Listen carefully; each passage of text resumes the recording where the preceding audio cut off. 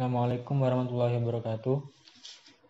Saya Wildan Azwardi, NIM 1804 111000037. Saya di sini akan menjelaskan aplikasi tentang deteksi edge dan histogram equalization. Oke, yang pertama di sini saya menggunakan PyKitty 5 untuk menampilkan user interface-nya agar muncul seperti gambar yang ada pada di kanan ini, yaitu menggunakan PyKitty 5, kemudian mengimport modulnya Kitty Widget, Widgets, dan Kitty GUI. Nah, ini untuk mengatur widgetnya. Kemudian saya juga mengimport CV2.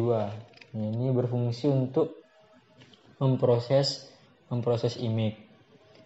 Kemudian selanjutnya import SYS di sini untuk membuat sistem. Kemudian import NumPy yang saya asumsikan dengan N dan P. Di sini berfungsi untuk menghitung yang ada pada deteksi edge histogram equalization-nya. Yang pertama saya membuat kelas yang bernama UI berisi Kitty Widgets Key Dialog.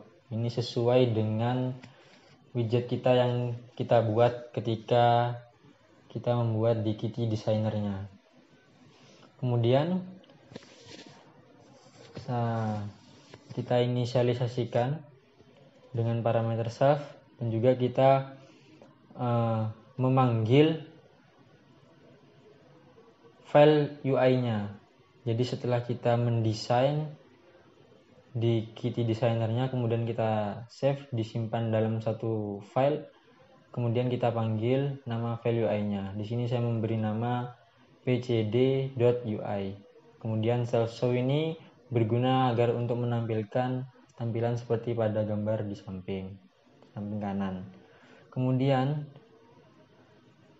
pada baris ini berfungsi untuk ketika tombol upload yang ada pada gambar di kanan ini, upload ini sampingnya hitung, ketika button upload ini diklik, di situ akan menuju pada metode atau function buka gambar. Nah, ini berfungsi untuk membuka folder yang akan kita upload gambarnya. Nah, di sini saya sudah men-set atau memformat yang hanya bisa mengupload folder atau file, bukan folder ya, tapi file dengan format JPG atau JPG atau PNG. Jadi yang hanya bisa mengupload file dengan format seperti itu. Kemudian disimpan ke dalam imgtmp. Nah, kemudian setelah disimpan menuju ke metode mono. Nah, metode di bawah ini. Nah, ini berguna untuk memproses image yang sudah kita upload. Kita upload tadi, kemudian diproses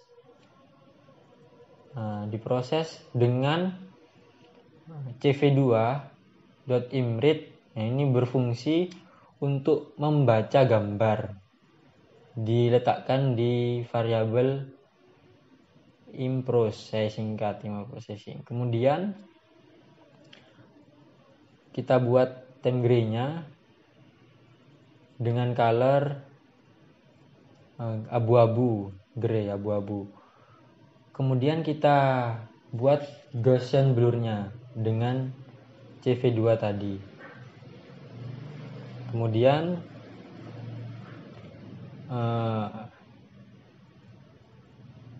kita simpan ke dalam variabel imgr dengan nama fotoasli.jpg. Ini untuk menulis atau memberi nama pada file yang sudah kita upload. Nah, jadi intinya ini metode ini untuk membandingkan sebelum gambar itu diproses. Nah, jadi ini sebelumnya. Jadi kita tampilkan yang foto aslinya atau foto sebelumnya. Nah, ini fungsi dari Mono ini. Kemudian selanjutnya ada metode proses. Nah, ini metode yang utama, berisi kernel X dan juga kernel Y. Nah, ini kita inputkan atau kita panggil nampinya .array dalam bentuk matriks, dan juga begitu juga di kernel Y-nya. Kita panggil nampinya, kemudian .array dalam bentuk matriks. Nah, ini nanti berfungsi sebagai ketika memproses gambar prewid. Nah, ini kernel X yang ada di sini dan juga kernel Y. Sedangkan ini Sobel X, Sobel Y itu menggunakan ini Gaussian image, kemudian mengukur kedalamannya. Saya jelaskan. Yang pertama, jika saya menggunakan radio button ya, radio button di sini. Nah, ini radio button. Jika radio button Sobel X itu saya memberi nama Sobel X, kita pilih, kita cek, dia akan memproses, yaitu dengan cara CV2, kemudian metodenya Sobel. Di situ memiliki parameter serve Gaussian image yang di atas tadi. Kita panggil lagi. Kemudian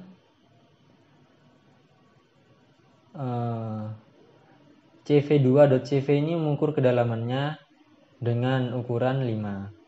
Kemudian kita tampilkan pada label, set to label image process. Jika yang dipilih itu Sobel Y, ini yang di bawahnya, maka dia akan memproses sama seperti di atasnya.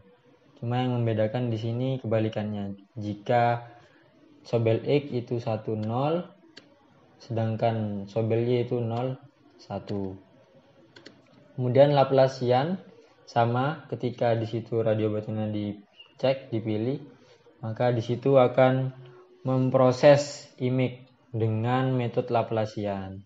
Kemudian dengan parameter serve, kemudian Gaussian image dipanggil lagi dan kedalamannya cv2.cv_8u. Begitu juga prewid X. Tadi sudah saya jelaskan. Nah, fungsi dari kernel ini untuk menghitung prewid. Nah, jadi dipanggil di sini. Begitu juga di prewid Y sama, cuman yang membedakannya di kernel Y-nya. Setelah itu, jika yang dipilih itu histogram, maka dia akan memproses dengan cara cv2.equalize dengan parameter Gaussian image, kemudian di set ke label image process. Nah, kemudian ada metode set to label untuk menampilkan hasil dari image yang sudah kita proses. Nah, pertama di situ ada parameter image process, kemudian kita panggil lagi modul CV2-nya, kemudian kita tulis imWrite ini agar memberikan nama pada hasil proses foto yang kita processing atau image processing dengan nama foto hasil.jpeg. Kemudian di situ ada KeyTGUI Pixmap ini untuk menampilkan hasilnya. Nah, ini sedangkan image label scale ini untuk memberikan ukuran pada tampilan foto yang sudah diproses. Kemudian kita set ke label yang bernama result image. Di set pickmaps-nya dengan parameter image label skelet. Nah, seperti ini. Saya egg dulu ya untuk mencobanya. Saya coba running. Dan muncul dialog. Nah, kemudian saya upload foto yang saya inginkan. Misalnya ini.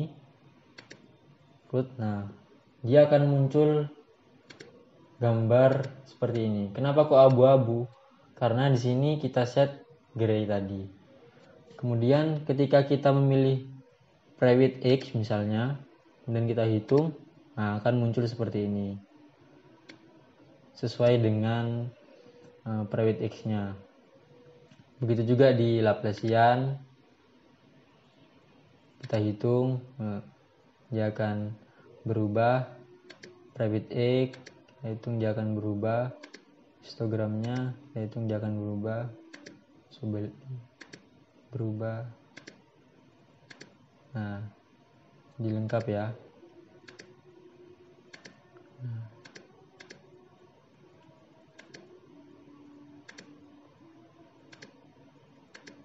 Nah, mungkin cukup sekian dari saya. Apabila banyak kekurangannya, saya minta maaf yang sebesar-besarnya. Wassalamualaikum warahmatullahi wabarakatuh.